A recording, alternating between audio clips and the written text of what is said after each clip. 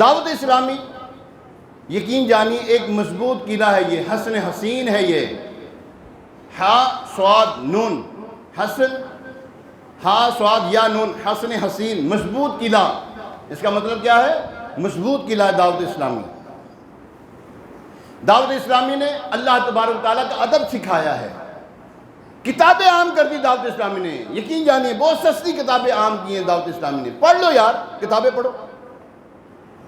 مدنی channel عام کر دیا دعوت اسلامی نے، 45,000 خون کی بوتلیں دیں دعوت اسلامی نے اس وقت جب لاک ڈاؤن لگا ہوا تھا، جب ہر کوئی ہاسپٹل سے دور رہا کرتے تھے، بھاگا کرتے تھے ہاسپٹل سے، دعوت اسلامی نے آگے بڑھ کر 45,000 بوتلیں اکٹھی کر کے دی۔ کن کے لیے؟ تھیلیسیمیا کے مریضوں کے لیے۔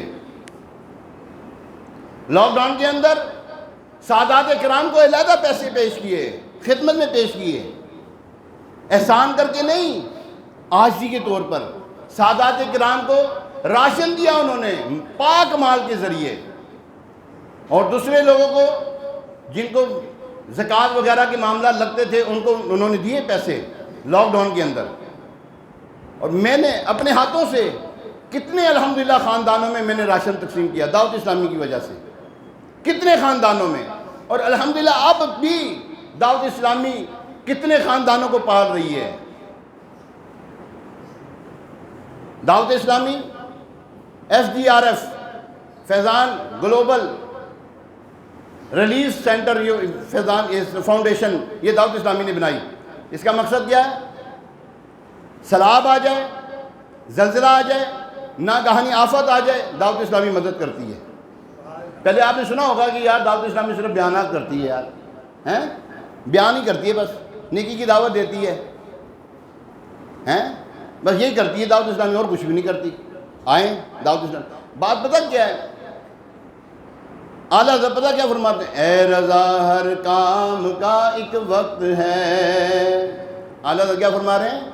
بولو تو صحیح یار۔ اے رضا ہر کام کا، اے رضا ہر کام کا ایک وقت ہے، رضا ہر کام کا ایک وقت ہے، دل کو بھی آرام ہو ہی جائے گا۔